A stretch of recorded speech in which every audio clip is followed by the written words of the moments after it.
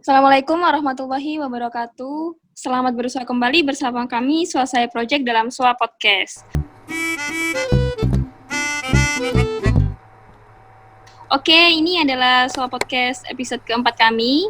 Pada podcast kali ini kami bahas mengenai jurusan Teknik Informatika UIN Malang nih.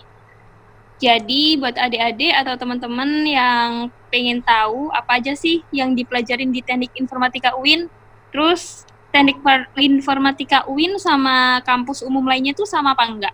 Terus suka dukanya apa aja nih jadi anak IT? Lah, untuk menjawab pertanyaan-pertanyaan tersebut, silakan mendengarkan podcast ini sampai akhir. Semoga bisa jadi referensi buat adik-adik yang tertarik ambil jurusan Teknik Informatika. Oke, untuk pertanyaan yang pertama, tentang apa aja sih yang dipelajarin untuk kuliah Teknik Informatika, khususnya di UIN Malang? Apakah beda dengan jurusan TI yang lainnya?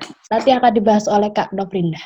Silakan, Kak. Oke, jadi Teknik Informatika UIN sama Teknik Informatika di kampus umum lainnya tuh pasti beda. Soalnya di UIN kan nggak cuma bahas mata kuliah wajib terkait jurusannya masing-masing. Kita juga akan mendapatkan materi-materi tentang keagamaan. Jadi di semester-semester awal itu kita masih dapat materi-materi yang mempelajari teori teknik informatika yang masih dasar-dasar nih, misal matematika dasar, terus logika dan algoritma, interaksi manusia dan komputer.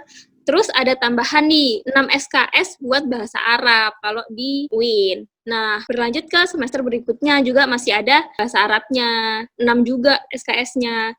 Nah, di semester lanjutnya itu tingkatannya lebih kompleks lagi untuk teori-teori dan materi-materi terkait teknik informatika, misalnya matematika lanjut, terus dapat matematika diskrit juga.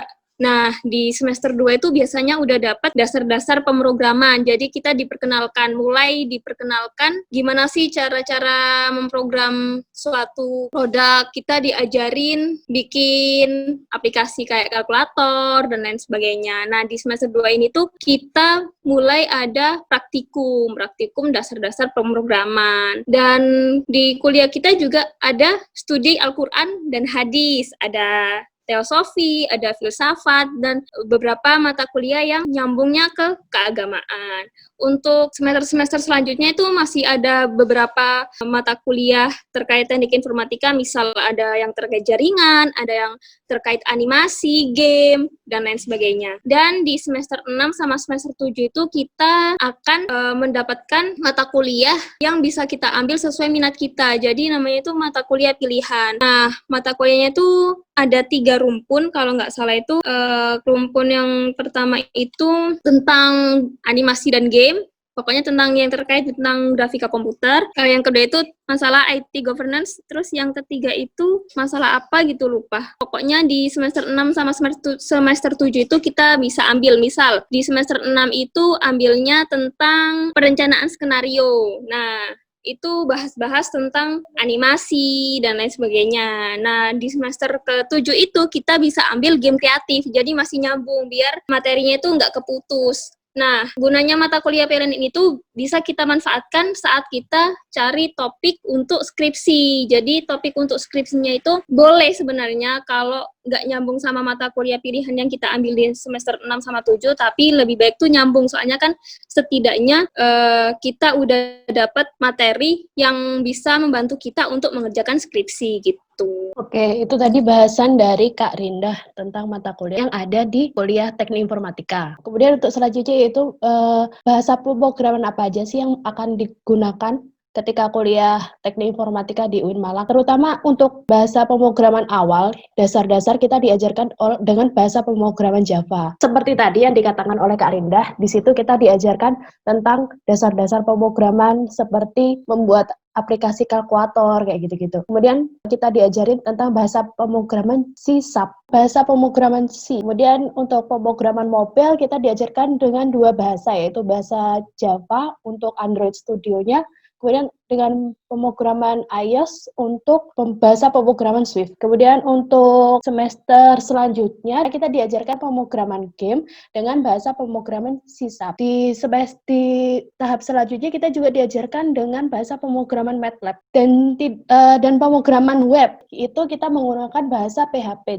Jadi di pemrograman web kita diajarin beberapa bahasa yaitu CSS, JavaScript, jQuery, dan HTML. Dan diajarkan juga beberapa framework yang akan digunakan untuk pemrograman web. Untuk selanjutnya kita akan bahas kegiatan di semester 5 yaitu KKM. Kegiatan ini akan dibahas oleh Kak Yolan. Silakan Kak Yolan. Oke, jadi di kampus kita ini ada kegiatan KKM sama PKL. KKM itu sama kayak KKN ya. Kepanjangannya apa ya? Kuliah kerja mahasiswa. Kan kalau di kampus lain namanya KKN, kuliah kerja nyata gitu ya. Nah, di KKM ini kita nanti bakal ke desa-desa gitu. Kita bakal berkelompok gitu berkelompok berapa orang? 10 orang kalau nggak salah. Dari berbagai jurusan. Ada jurusan ekonomi, manajemen, terus jurusan sastra Inggris, biologi, nyatu gitu. Nah, nanti kita udah di desa itu nanti kita bakal buat proker, guys. Kayak ternak kelinci. Kalau di tempat KKM aku itu di desanya diadain ternak kelinci sama budidaya jamur kayak gitu. Tapi nggak tahu kalau di tempat KKM lain. Asik dah pokoknya, guys. Bedanya kita ini ya berbasis masjid ya. Jadi kita tetap mengadakan acara-acara, kita juga mengadakan acara-acara yang secara Islami ya, seperti sholawat kayak gitu-gitu ya. Oh iya, kegiatannya coba diceritakan kegiatannya apa aja? Ngajar TPA atau gimana? Oh iya, kegiatannya itu nanti kita kan 10 orang ya, dibagi. Nanti 3 orangnya itu ada yang ngajar SMP, ada ngajar SD, terus pas sorenya ngajar ngaji TPQ di masjid. Terus malamnya biasanya anak-anak yang di desa tuh semangat banget, guys. Jadi mereka tuh kayak apa ya? Kalau orang biasa bilang tuh kayak les gitu, tapi ini kan gratis gitu, guys. Jadi mereka tuh pada sibuk minta ngajarin apa ya, nyelesain tugasnya gitu loh, dibantu Kak nggak ngerti ini, pelajaran ini. Jadi kita tuh yang udah nggak pernah nyentuh belajar matematika atau belajar IPA yang dulu-dulu kita jadi flashback gitu loh, guys. Jadi ngajarin adik-adiknya. Nah, terus nanti pas di akhir KKM, kan itu sebulan ya kita KKM-nya. Kita nanti ngadain kayak perpisahan gitu loh. Nah, 17 Agustus itu juga kita yang ngadain acaranya. Kayak perlombaan-perlombaan tuh juga. Nah, kayak gitu, guys. Nah, kita di kampus ini juga diwajibkan PKL ya. PKL itu apa ya? Kita tuh nanti bisa milih kelompok, milih temen, terus juga tempatnya juga tempat perusahaannya terserah kita mau di mana, di satu daerah dengan kampus atau di luar di daerah juga nggak apa-apa.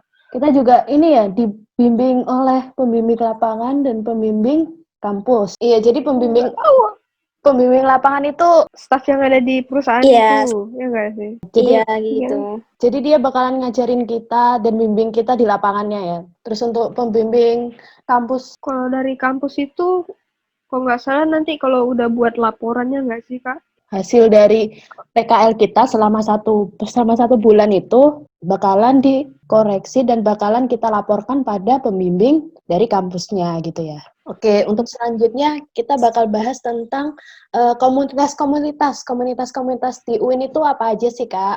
Terus apa sih kerjanya di dalam komunitas-komunitas itu? Itu akan dibahas oleh Kak Iva. Silakan, Kak. Jadi kalau untuk komunitas internal informatika UIN sendiri itu ada macam-macam. Jadi bisa mewadahi berbagai kemampuan atau bidang teman-teman yang beda-beda. Yang pertama ada komunitas Webuner, yaitu komunitas untuk para pecinta website. Jadi di situ nanti diajarin cara bikin website, dan info-info lain yang menarik terkait website. Terus ada lagi pemrograman mobile, namanya kalau nggak salah mockup.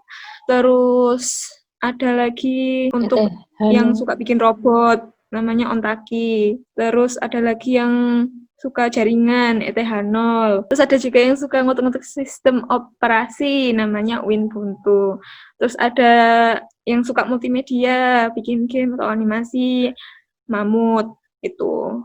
Iya, Nah, manusia multimedia ya, Kak, namanya. iya, bener. Jadi nanti di sana tinggal pilih aja. Misalkan kalian suka multimedia, tinggal aja masuk Mamut, nanti diajarin di situ. Selain dapat pelajaran dari mata kuliah, kita juga bisa dapat tambahan pengetahuan dari luar mata kuliah. Saya itu juga banyak komunitas-komunitas IT di luar UIN Malang, kayak gitu. Kapan aja sih waktunya komunitas-komunitas itu diadakan gitu, Kak? Karena komunitas juga nggak pengen ganggu jalannya perkuliahan, jadi biasanya untuk kumpul-kumpulnya, belajar barengnya itu di weekend, Sabtu atau Minggu. Terus untuk adik-adik nih yang bingung, seumpamanya dia menyukai beberapa komunitas, itu bisa ikut semua atau kita hanya fokus untuk satu aja gitu, Kak? Kayaknya bisa milih. Cuma aku terakhir kemarin tahun 2017 kalau nggak salah, itu semua komunitas itu kumpulnya jadi satu hari, yaitu hari Sabtu pagi.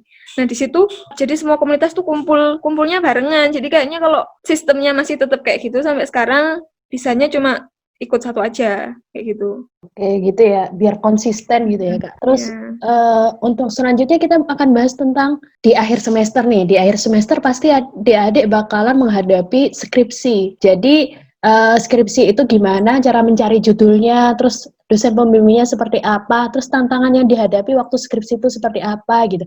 Itu akan dijelaskan oleh Kak Iva. Silakan Kak Iva. Jadi tahapan buat bisa lulus sendiri itu kalau dulu itu ada 3, ada seminar proposal, kemudian ujian komprehensif, dan ujian akhir atau sidang. Nah, kalau untuk yang terbaru ini, ketambahan satu lagi sebelum sidang harus ada semhas dulu atau seminar hasil. Nah, yang pertama sebelum melakukan seminar proposal, kita harus sudah punya judul, harus sudah punya dosen pembimbing.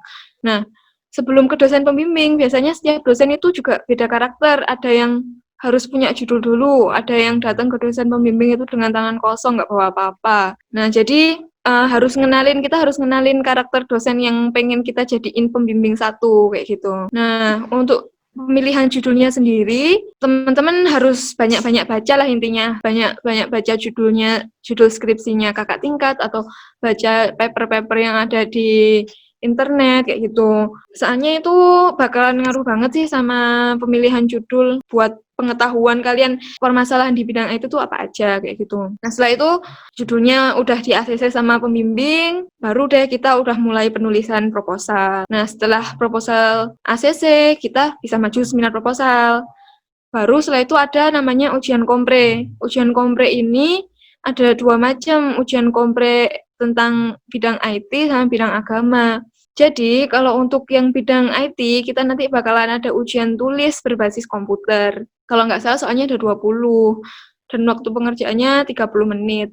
Nah, setelah ujian IT, lanjut ujian agama. Di sana nanti kita bakalan ditanyain tentang topik skripsi kita itu integrasinya dengan Islam. Kaitannya apa? Nanti kita harus bacain ayat yang bisa menunjukkan hubungan antara skripsi kita dengan Islam, kayak gitu. Nah, kemudian kita juga ditanyain tentang tajwid. Jadi nanti kita suruh baca satu ayat, terus kita ditanyain tajwidnya yang ada dalam ayat itu tuh apa aja.